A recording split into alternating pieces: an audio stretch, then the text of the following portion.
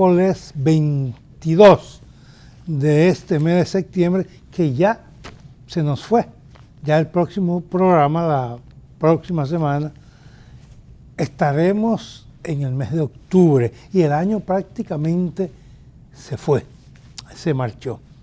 Tengo muchas cosas que compartir con ustedes, pero siempre hay un pero. Me quiero concentrar porque ha sido una norma de este espacio en el medio ambiente. ¿Por qué? Primero, se ha estado devastando nuestros bosques, está desapareciendo parte de nuestra fauna y de nuestra flora. Están, como yo he denunciado varias veces, y la semana pasada dije que el síndico de Nigua es un irresponsable. Él es pariente de los Pérez, pariente de los jugadores de béisbol, pero es un irresponsable porque le dio a un empresario un documento donde dice que el Cabildo de Nigua no tiene objeción a la extracción de grava, arena, gravilla.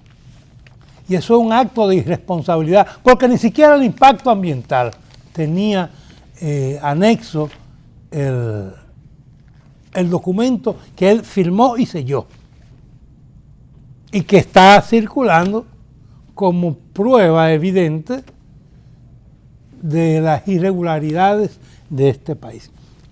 Y yo quiero ese tema traerlo al debate por dos razones. Los dos viajes que hizo el presidente de la República a la Cordillera Central y que él mismo dijo que estaban devastando, que se veía pelada, él la vio del helicóptero, obviamente, y que debía meterse preso a los que estaban devastando. Yo dije hace un par de semanas que estaba de acuerdo, pero que se metieran presos a los generales, a los coroneles, a los funcionarios públicos. El magistrado, no, ya no es magistrado. El ministro de Medio Ambiente favoreció eso y anunció una serie de medidas que todavía no están en vigencia, no se han puesto en vigencia.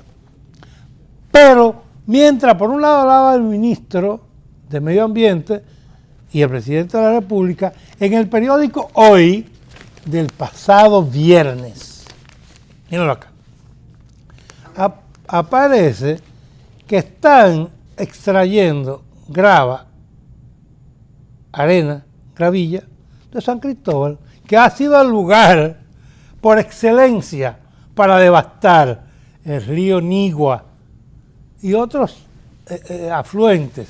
Y recuerden que esos ríos le dan a la presa, nutren la presa de Tavera, que es donde se alimenta el acueducto de Santo Domingo. Quiero hablar de ese tema, dada la gravedad del asunto. Y he traído una persona que le duele, para usar un término coloquial dominicano, la lengua de estar protestando y hablando sobre eso, sobre la deforestación, sobre la extracción de arena, de grava, de gravilla, de nuestros ríos y fundamentalmente de San Cristóbal. Se trata del biólogo Luis Carvajal, a quien le doy la bienvenida una vez más a este espacio, y el tema, él sabe cuál es ya, pues acabo de denunciarlo, y la pregunta es, ¿hasta cuándo se va a permitir que nuestra naturaleza, de lo que nosotros necesitamos para vivir, que es el agua, se siga destruyendo, devastando? Bueno, creo que hasta que la ciudadanía debidamente empoderada obligue a quienes nos representan desde los poderes públicos a hacer cumplir la ley. Porque el problema ambiental nuestro es un problema que tiene como componente primario la violación continua de la ley. Esto que vemos de la extracción de agregados de los ríos está prohibido por la ley 123, está prohibido por la ley 6400, Que es la del Ministerio de Medio Ambiente. Que es la que crea el Ministerio de Medio Ambiente. Está prohibido por el reglamento 1315 de corteza terrestre, que establece además de manera muy clara que ni el lecho, ni sobre el cauce, ni en las orillas, ni en la berma, ni en las llanuras de inundación de los ríos. Es decir, en el río, que es todas estas cosas juntas, porque un río no es un curso de agua, un río implica una llanura de inundación, implica un banco del río denominada berma que contiene agua y es la que a contrapresión mantiene de manera permanente en los ríos que son permanentes que haya agua y garantiza el flujo base, pero implica también las orillas, y sobre ninguna de estas zonas de manera muy clara se permite la extracción comercial de agregados. ¿Cuáles excepciones hace la ley? La ley establece que el Estado decidirá, y así mismo lo dice, en caso de que por razones de necesidad, bien sea de seguridad pública, por ejemplo, que un río pueda, por acumulación de material, en un momento desbordarse, o porque intervenciones inadecuadas producen un patrón de agregación distinta, hacer labores de restauración. Que nunca, y ahora voy a citar un párrafo del reglamento 1315, es una actividad cuyo principal objetivo es económico. ¿Qué pasa en República Dominicana? No existe un solo permiso, uno solo, sobre los ríos, de los que son formales y han atravesado la legalidad que establece la ley, que no sea un permiso para corregir un cauce. Detrás de esta mentira, corregir un cauce, siempre hay tres factores. Lo primero es una temporalidad. Lo segundo es que ha tenido que haber un estudio previo que demuestre que el cauce demandaba corrección por alguna de las razones que expliqué antes. Y lo tercero es que desde luego esto es una obra civil. Todas las obras civiles se entregan cuando se terminan. El primer proyecto que llegó con esta mentira se inició en el río Nizao, ya antes de los años 70. Duró 30 y tanto, casi 40 años, y hoy, en vez de tener un río encauzado, usted lo que tiene todo un desmadramiento de esta zona, y usted va por allá y no sabe dónde están las orillas. Así es. La inmensa mayoría de los permisos que se están dando se dan permisos temporales por 45 días, por 15 días, por 30 días, sobre puntos específicos. Sobre permisos temporales de este tipo tenemos años y años y años, y hay industrias que se montan a orillas de los ríos, como ocurrió con el caso del río Yuna y el caso famosa de Osoria, que tenía al lado del mismo río sus asfaltadoras, su fábrica. Y sin embargo, ¿cómo llega él al río? Llega porque en la zona media del río se producía un patrón de depósito, o porque en la zona de Falcondo, gracias a dos tuberías que lo cruzaban perpendicular, cambiaba la velocidad de deposición y lo convertía en un sitio que colocaba arena para ríos muy juveniles. Sin embargo, en todos estos años jamás se abordó el punto donde estaba el problema, porque si resolvían el problema tenían que irse. Claro. Entonces, ¿qué es lo extraño? Que duran todos los años del mundo en una obra civil que nunca realiza. Resolviendo el problema. Pero esto tiene soluciones. La primera solución es que hay que frenar la extracción, porque hemos identificado infinidad de puntos que pueden suplir el material. No se trata de que no haya alternativa, no se trata de que se va al río, porque si no nos vamos al río nos quedamos sin construcción. La Academia de Ciencias y la Comisión Ambiental de la Universidad Autónoma de Santo Domingo han entregado a cada uno de los gobiernos que han pasado, desde el primer gobierno de Leonel, a quien se le entregó en sus manos al propio presidente, luego al gobierno de Hipólito, luego de nuevo a Leonel, y luego no a Danilo directamente, pero sí a sus autoridades, un estudio en el que identificábamos 108 lugares, algunos de los cuales, como el Paleocauce del Nigua, en la zona de Cambelén, o aquí en el área de Lechería, para poner dos puntos que están muy próximos a la capital, en el área de Cambelén, teníamos para el nivel de demanda en el momento en que hizo el estudio materiales suficientes para cerca de 500 años a la demanda que había en ese momento, sin tener impacto ecológico significativo. ¿Cuándo se hizo el estudio? Mira, el primer trabajo se hizo en el 99. Recordemos que en ese momento estaba el presidente Leonel, se le entregó a principios del año 2000, luego se le entregó en el 2001 y luego en el 2003 a Hipólito Mejía, actualizado. En el 2009 se actualizó de nuevo. Ahora habrá que hacer una nueva actualización porque hay unas que otras condiciones que varían, pero en lo fundamental esos paleocauces están ahí. Decimos 108 y digo que uno solo tenía esa capacidad, pero habíamos identificado, por ejemplo, en el área de Santiago, todo lo que era también paleocauce del río Yaque del Norte, con materiales para centenares de años. Y eso es sin ir al material de roca basáltica molida, de roca caliza. ¿Por qué los constructores dominicanos no, basados en esos estudios, se van a esos lugares que saben que no lo van a molestar, que no van a depredar nuestro ecosistema? ¿Y por qué ustedes ese estudio no se lo hicieron llegar, se limitaron a los presidentes y no se lo hicieron llegar a los constructores? No, ese estudio se presentó a la sociedad, se le entregó a todos los actores, se discutió públicamente cada vez en su momento. Sobre la base de ese estudio se han tomado en 9 ocasiones decisiones de prohibición y de acompañamiento. Incluyendo ahora. Bueno, ahora lo acabamos de poner de nuevo en manos del nuevo ministro, quien él ha tomado, o sea, puedo decir, si se quiere, que en favor del nuevo ministro, que alrededor de esto ha tomado decisión en algunos puntos. Él cerró las explotaciones en el río Yuna y estamos esperando que haga un anuncio general sobre el país. Él le ha prometido al sector ambiental, incluyendo a la Academia de Ciencias y a la Comisión Ambiental de la UAS, con quien se ha reunido ya en 3 ocasiones. En tres, y con el movimiento ambiental ha tenido 2 reuniones amplias y algunas parciales por área, y ha prometido que va a abordar este problema, incluso que lo va a abordar por la línea que es, o sea, no de prohibirlo, porque no hay que prohibirlo, el gobierno no tiene que prohibir la extracción de los ríos, eso está prohibido. O sea, yo no te puedo prohibir a ti que mate o que robe porque está prohibido robar. Y matar. Y está prohibido matar. Y si yo digo de repente que estamos prohibiendo que vayan a los ríos, estoy diciendo que estaba permitido, no.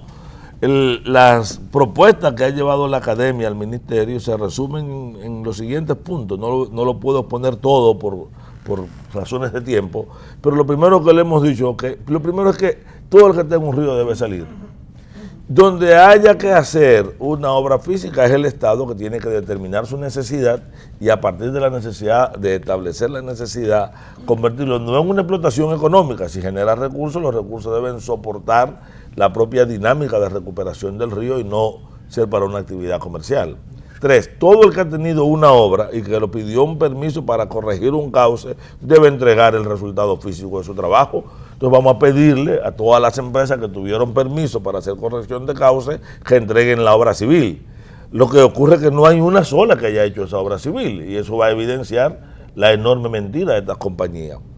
¿Qué es lo otro? Hay que hacer un inventario, una auditoría forense, diríamos nosotros, forense judicial, de todos los permisos que se han dado en los últimos años. ¿Por qué?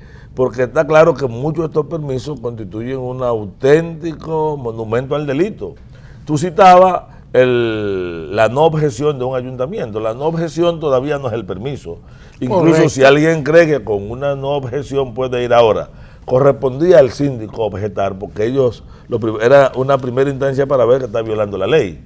Ahora, esa misma no objeción del síndico no puede llegar si el ministerio la acepta sobre un río, también está violando la ley. Claro. O sea, estamos hablando de una cadena de violación de la ley donde los agentes del Estado que deberían corregir el problema se han hecho históricamente parte del delito. Y para ello, lo que sorprende es que tenga que ser la población. Y que quien persigue a veces la autoridad es la población que protesta contra quienes violan la ley. Así es. Es como que ahora mismo una gente esté robando, Claro.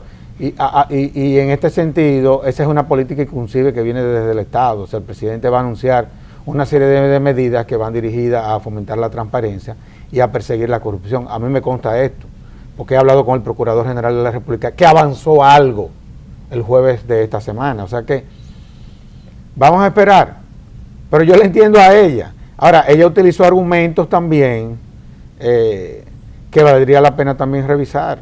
O sea, ella, ¿cómo cuáles? Bueno, de que ella dijo que ella no iba a violar la Constitución,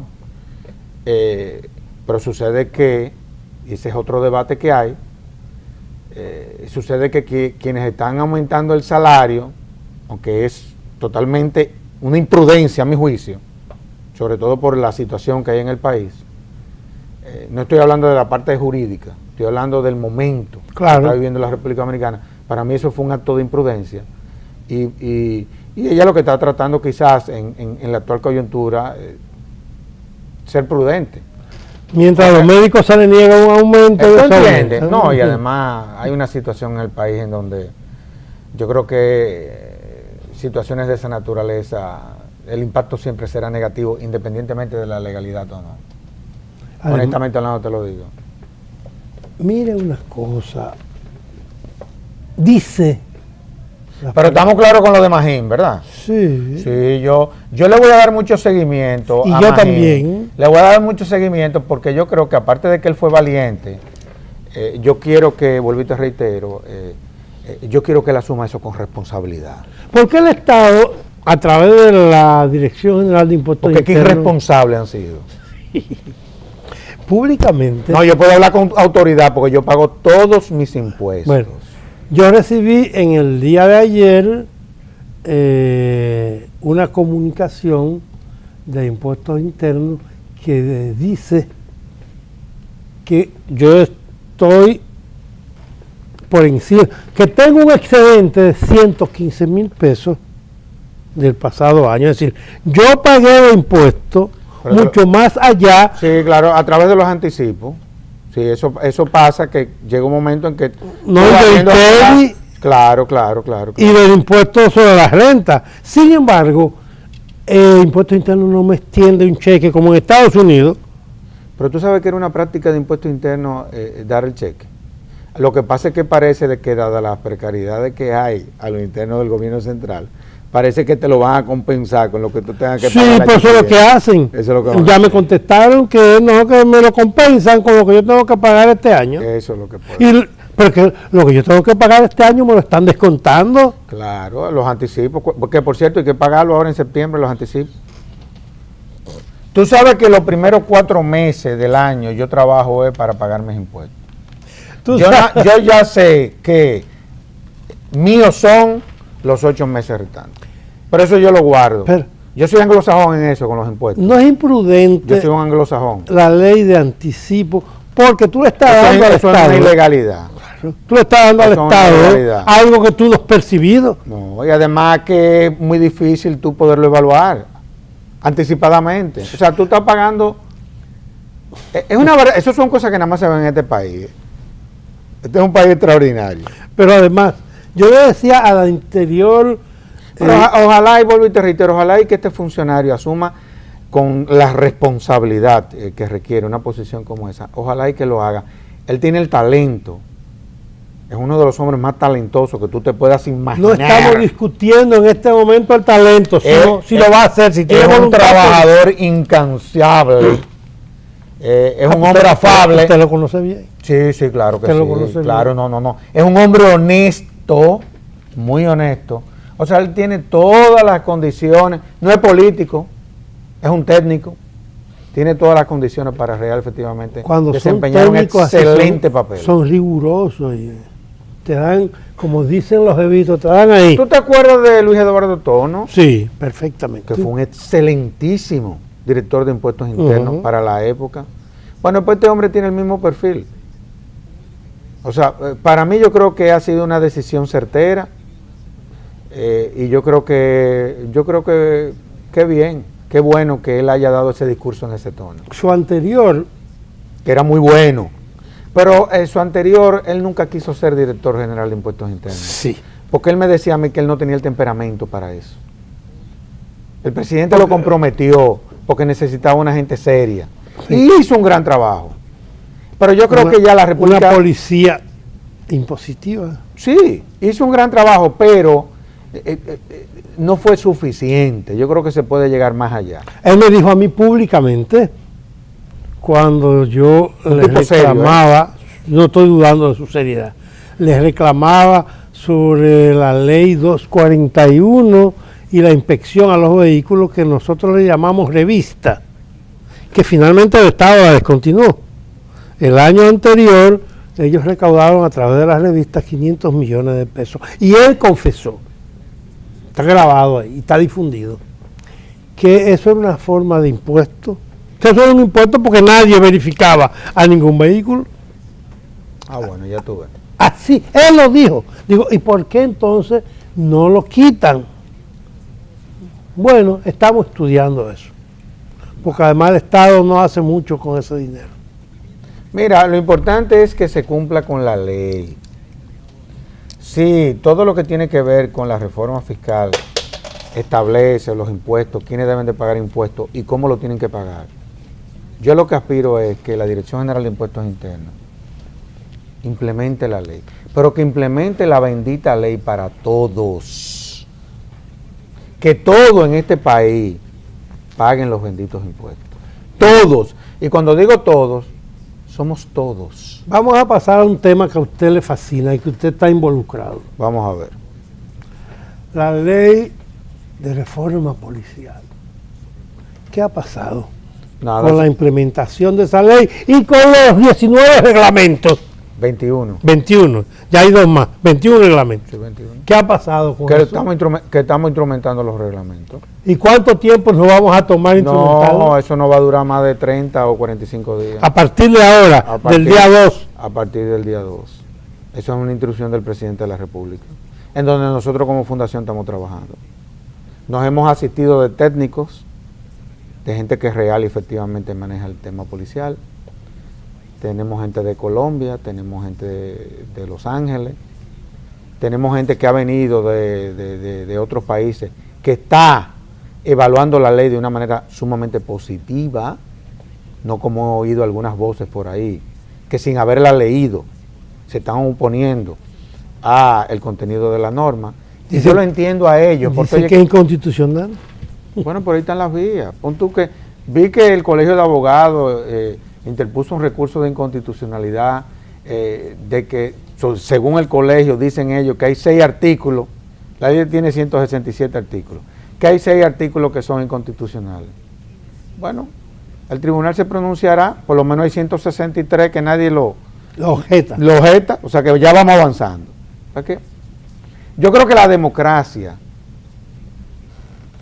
cada quien que entienda, si no está de acuerdo con una cosa, que lo diga. Ahora, yo he visto que la gente cuando no es parte de un proceso, cuando la gente no son parte de los procesos, a veces no entienden la lógica de las disposiciones. Sí. O sea, cuando tú no eres parte de una discusión, tú no entiendes a veces la dimensión de una legislación. Entonces, como nosotros fuimos parte de todo este proceso, nosotros le podemos explicar artículo por artículo a quien se sienta confundido cuál es la dimensión y el contenido del mismo. Nosotros no tenemos ningún problema. Por eso estamos ahora trabajando en la publicación de esa ley, pero comentada.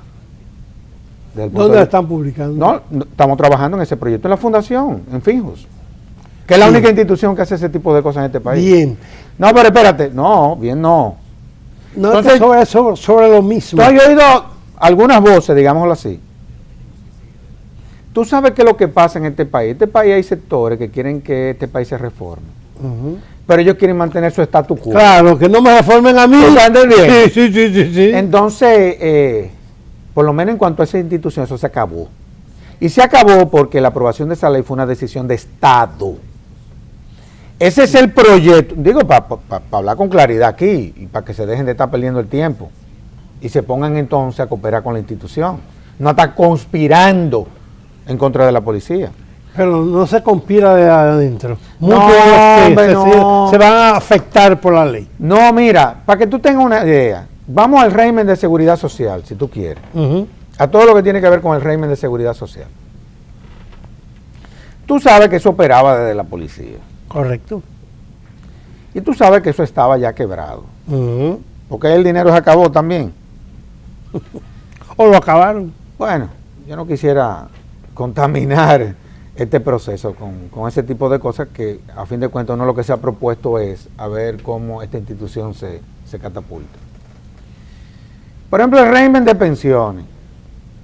que yo estoy oyendo a algunos policías, que ellos están muy preocupados porque entonces, pero ellos saben bien que en lista hay más de 5,000 policías para ser pensionados, pero antes de que se aprobara esta ley, y que no han podido ser pensionados porque el régimen de pensión de la policía está quebrado. Está quebrado, no tenía el dinero para pagarle. Ahí comienza el problema. Tú sabes que existe el sistema de reparto. Ajá. Eso se transfirió en virtud. 5.127 pesos. Tú sabes que eso se transfirió al régimen ordinario. Ya los policías van a Senasa, no a la clínica que tiene la policía. Que tiene la policía en la Independencia. Sí, que si un policía en Barahona se enferma, tiene que venir aquí a la capital. Eso se acabó. Oye, es con eso que estamos luchando. Sí. ¿Tú estás entendiendo? Sí. No es por otra cosa. Que porque en una ley se le limita a 20 generales. Muy sencillo. Porque en todos porque aquí va a haber que hablar con claridad. En todos los procesos electorales, tú sabes que hay sectores ligados a esa institución que participan en esos procesos y apoyan candidatos, apoyan al otro candidato, le suministran recursos, y eso lo sabe todo el mundo. Así es. Y la asociación de, qué sé yo qué, de militares de tal lado, y de los policías del otro lado, y se le había hecho muy difícil a los gobiernos por los compromisos que hacían con esos sectores, real efectivamente transformar la institución. ¿Qué hace el presidente? Porque esto se habló. Vamos a transformar a la policía independientemente de todo esto. Entonces, esos sectores ya no van a incidir en la policía. Entonces, ¿por qué pusimos 20 generales? Porque cada vez que llegaba un presidente, nombraba 20 generales.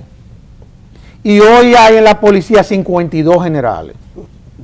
Más que lo que tiene Colombia, que tiene 200,000 policías.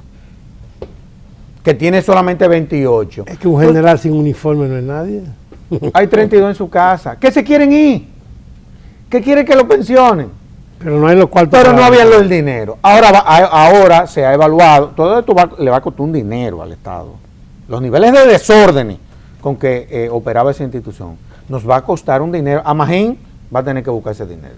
Y a nosotros los contribuyentes, porque le da costilla, pero él es el que lo va a tener que salir a buscar. Entonces, para que tú entiendas qué es lo que está pasando. Entonces ahí se instalaron prácticas, se instalaron estructuras que vivían de eso. Viven. Sí, pero todo eso se está desmontando, porque existe, como te dije, una voluntad de Estado. Este presidente le manda al Congreso ese proyecto, el Congreso lo aprueba y él en los próximos días va a anunciarle al país una serie de medidas. Y los salarios cebolla, los sueldos cebolla a los policías, porque hemos hablado de los generales, sí.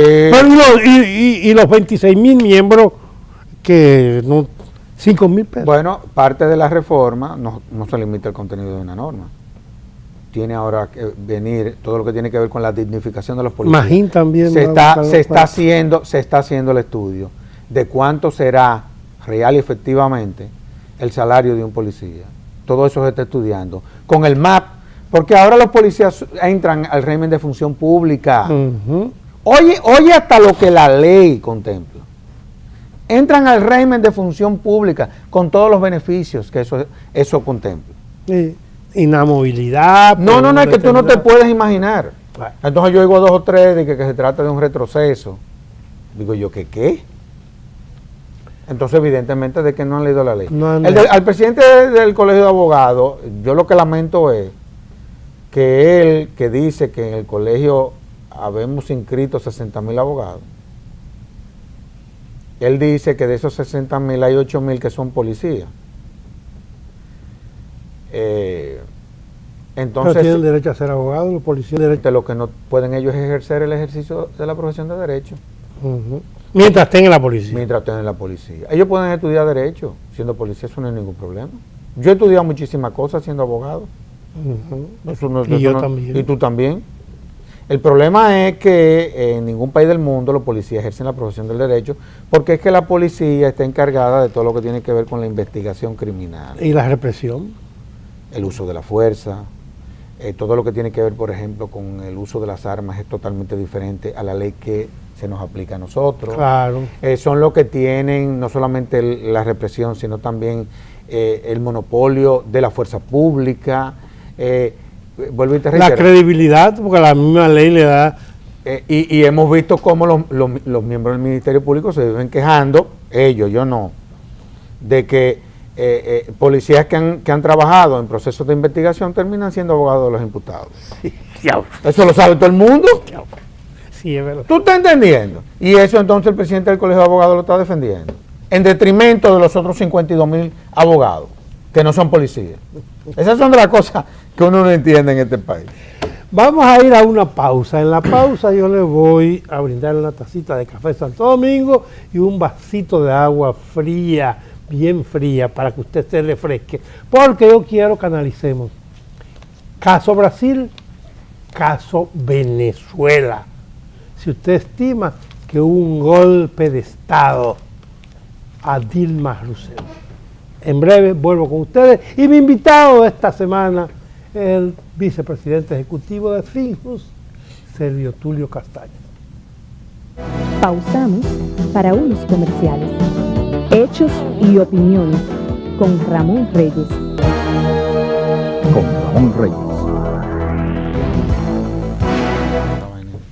Bien, nos quedan unos 20 o 25 minutos de programa. Yo tengo, aparte de estos dos temas, yo enuncié al principio que quería que habláramos, porque mi invitado sabe de eso, que habláramos de la elección de las llamadas altas cortes.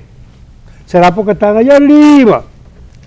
Pero, como ya anuncié en el segmento anterior, lo de Brasil, yo quiero oír su comentario de si no fue un golpe de Estado lo que se produjo en Brasil, y si usted cree que el gobierno de la República Dominicana debe pronunciarse condenando el hecho.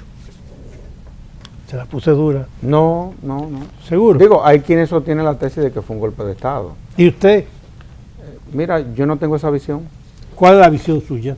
Ahí se trató de un proceso, de un gobierno que en principio se le estaba tapando, digámoslo así, casos de corrupción. Todo, ¿cómo fue que eso, por qué se desata todo esto? Porque al presidente Lula lo someten a la justicia y esa presidenta, para que él gozara de inmunidad, lo nombró ministro. Eso fue mucho antes de eso. No, lo primero fue eso y después vino, desencadenó este proceso de juicio político.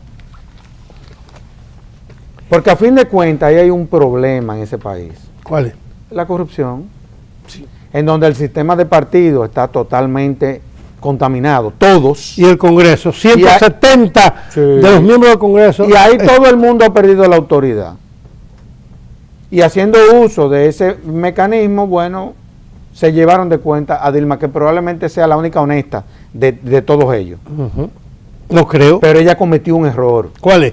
El de haber nombrado a Lula ministro. Es que ella nombra a Lula un mes antes de separarla provisionalmente del poder de la presidencia, sí, pero sí, a ella ya la habían acusado. sí, pero lo que le puso la tapa al pomo fue eso. Hay sectores que entienden y analistas que entienden, y yo quiero oír su opinión, porque ahí se llevaron de cuajo a una naciente institución que se llama BRIC, B-R-I-C. ¿Y por qué se la llevaron de encuentro? Porque chocaba con los intereses de Estados Unidos, Brasil, Rusia, China, India. Ya habían formado el equivalente del Fondo Monetario Internacional. Tú eres de los que sostienen la tesis que detrás de todo eso están los Estados Unidos. Yo estoy diciendo no, hombre, que hay por Dios, ¿quiénes se benefician? Ramón, yo vengo de Brasil. Ajá. Yo estuve en Brasil el año pasado y estuve en Brasil en este año. ¿Con los tucanos? Bueno, tú estás entendiendo. Es que volvemos al principio, corrupción por todos lados. Sí, hay corrupción en Yo quiero que Brasil. tú hables con un brasileño de a pie. ¿Qué dice? Olvídate de toda esta visión de la clase política brasileña y de cómo están reaccionando Chávez, el de Maduro. Maduro, el de Bolivia, el de Ecuador. Bueno, que eran aliados naturales. ¿Tú entiendes? Yo quiero que tú hables con un brasileño de a pie, para que tú veas en la situación que está viviendo Brasil, por la corrupción, en donde están todos. Entonces, esa es la consecuencia. Ahora, hay quienes dicen, no, que eso de que los Estados Unidos están detrás de eso. Los Estados Unidos, pero de por Dios, de por Dios, de por Dios. Sobre todo en un país que está ahora en un momento muy complicado, porque Brasil tiene el problema de que cuando los Estados Unidos se recuperan, ellos entran en crisis económica. Ujú. Ellos solamente salen a flote económicamente, yo no sé por qué será. Es cuando los Estados Unidos se meten en crisis. ¿Qué fue lo que pasó con Lula?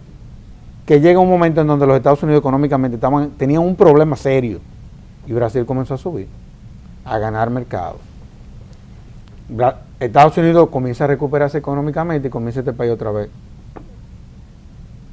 Pero para mí esa es la consecuencia del desorden institucional que hay ahí. No estamos muy de acuerdo usted y yo.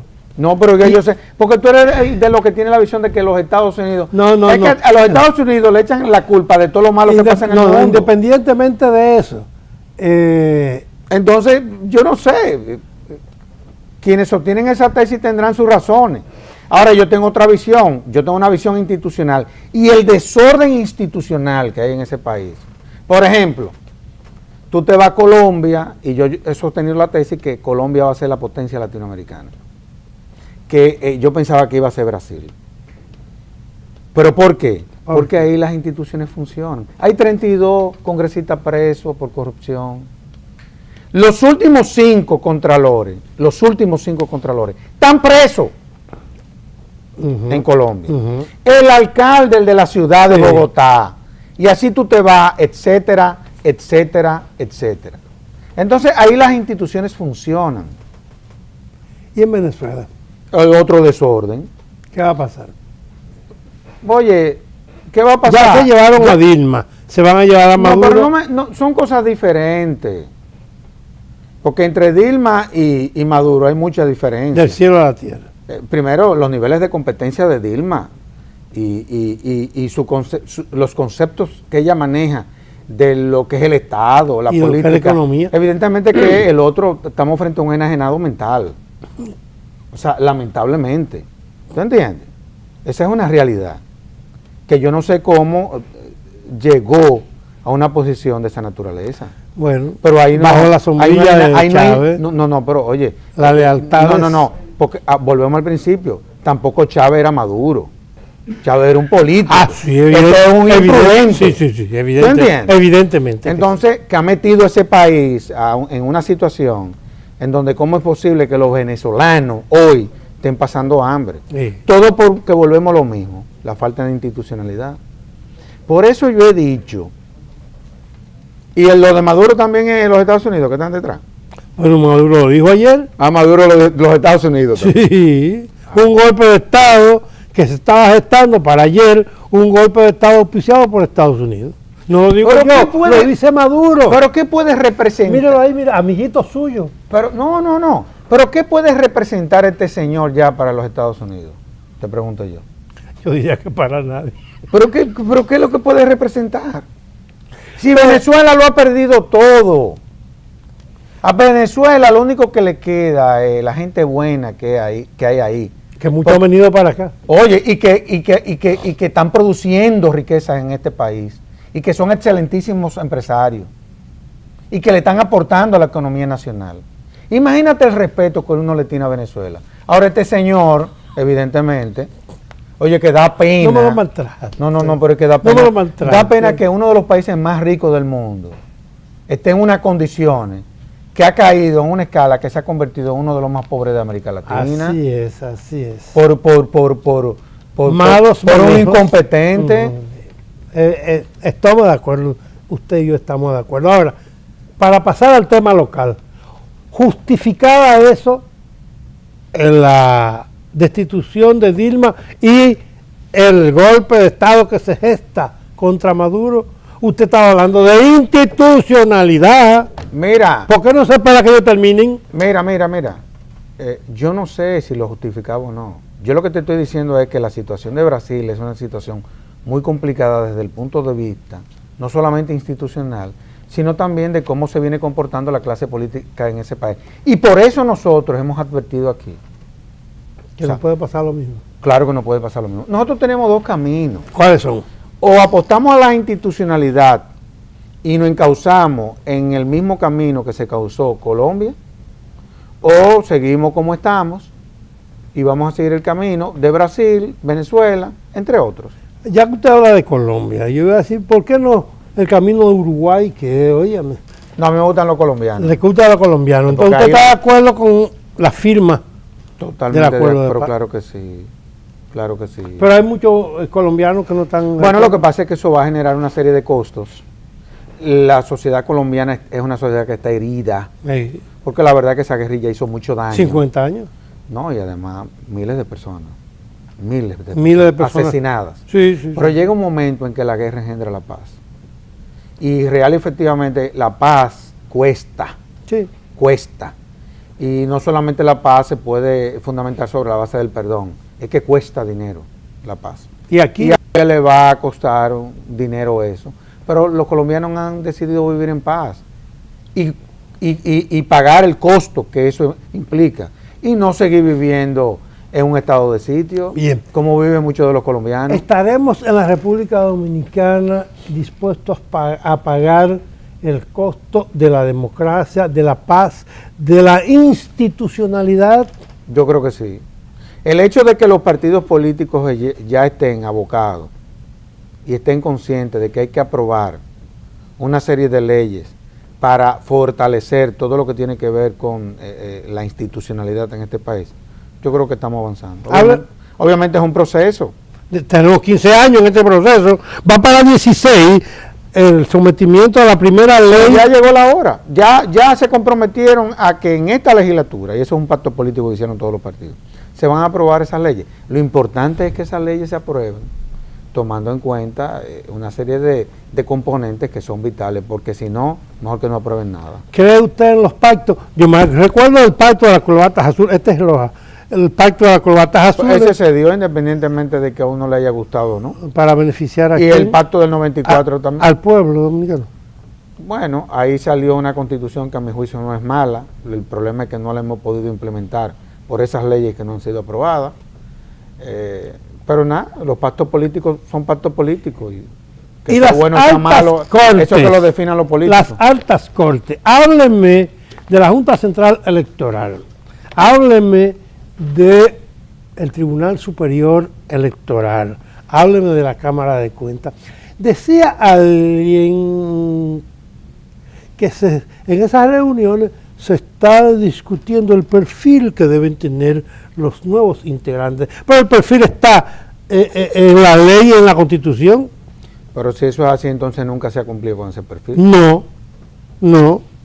Entonces nosotros quisiéramos en esta ocasión que ese sea el que aclaremos algunos conceptos. Vamos a ver, vamos a aclararlo ahora. Lo primero es que deben de ser personas independientes. Estamos de acuerdo, que es el único perfil que no está ni en la ley ni en la Constitución, no la que deben ser personas independientes. Bueno, mira lo que está pasando en la Junta Central Electoral entre miembros de esa institución. Así es. Desde ¿Tú el crees principio, que valía la pena que esa Junta terminara como está terminando? no valía la pena. Entonces, ¿qué tú crees que fue el componente que lo ha llevado a que se enfrenten ellos dos? La política. La política. ¿Tú entiendes? Entonces, el componente político hay que sacarlo de la Junta Central Electoral.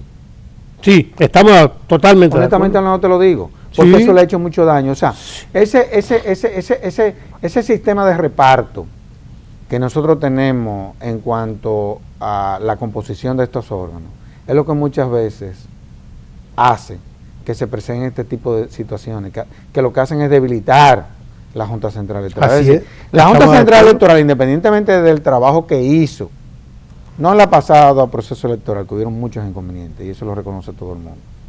Pero en todo lo que fueron sus 6 años, que hizo un gran trabajo. Oye, eso fue lo que el viento se llevó. La institución retrocedió ya por eso. Entonces nosotros no queremos que situaciones como esa pasen. Por ejemplo, ¿tú crees que una persona ligada a un partido político va a implementar la ley de partido político y la reforma del régimen electoral de la que se está hablando? No. ¿Tú crees que una persona ligada a un partido político, la ley contempla de que la Junta Central Electoral va a fiscalizar las primarias? Ujú. Bien. ¿Tú te imaginas a un presidente de la Junta Central Electoral que venga del litoral del PLD fiscalizando la primaria que se van a dar a lo interno del PRM? Digo, esto lo vamos a tener que explicar desde el punto de vista inclusive académico, ¿será? Te pregunto yo. Sí. ¿Tú te imaginas eso? Sí, le voy a complementar la pregunta. Se habla en la carretera de que, En la carretera. sí, por la Ok. calle, Ok. que el doctor César Pina Toribio, excelente abogado, periodista, fundador del PLD, el presidente Danilo Medina no lo ubicó en ningún puesto en estas remociones que hizo con motivo del nuevo gobierno, porque sería el candidato ideal del PLD para la Junta Central Electoral. Ah, bueno. Eso es lo que se habla. No lo digo yo. A mí me Mira. han vendido la versión 5 o 6 personas diferentes. Bueno, pues nada, si eso es lo que se habla. Ojalá y que Dios lo ampara y le dé suerte. que le ¿Estaría vaya usted bien. de acuerdo con eso? Mira, yo en esta ocasión no quisiera que nadie vinculado a un partido político sea miembro de esos órganos. Estamos de acuerdo. Independientemente de su trayectoria, el profesor César Pina Toribio fue mi profesor. Sí. Es un hombre honesto, Sí. pero es un político. Sí. Es una persona que conoce todo lo que tiene que ver con el funcionamiento del régimen electoral. Tiene Porque como ha 20 sido- años como delegado político. Oye, ha sido el delegado del PLD ante la Junta Central Electoral. Del Mira, PLD. Sí. Tú estás diciendo que está sonando como presidente de la Junta Central Electoral, Es- el delegado del PLD O como, ante la Junta. O como miembro. No, César Pina Toribio, si lo ponen ahí, tendría que ser Tendría como que ser como presidente. presidente. Por por su estatura, por su estatura. calidad humana. Mira, yo no quisiera que le hagan eso al profesor César Pina Toribio. Y el Tribunal Porque eso Superior sería hacer una Electoral. maldad, honestamente hablando, te lo digo. Ese es un hombre que nadie en este país, nadie le puede cuestionar su integridad. Sí. Nadie, cuando te digo nadie, es absolutamente nadie. Él y Chichi Vidó Medina en el PLD son comida aparte. No. Son comida aparte. Pero a mi juicio, pienso yo, eso sería hacerle una maldad al profesor César Pina Toribio. Y el Tribunal Superior Electoral, que hay varios miembros que han declarado ya que quieren. Ojalá y que también lleguen ahí a ser independientes, porque yo oí a alguien, no, porque en el Tribunal Constitucional Milton Rey Guevara era un connotado dirigente del PRD. El problema está en que la justicia constitucional es la parte política, y ahí lo que confluyen son las ideologías. No hay ningún tipo de problema con que un político sea el presidente o miembro del Tribunal Constitucional. ¿Por qué?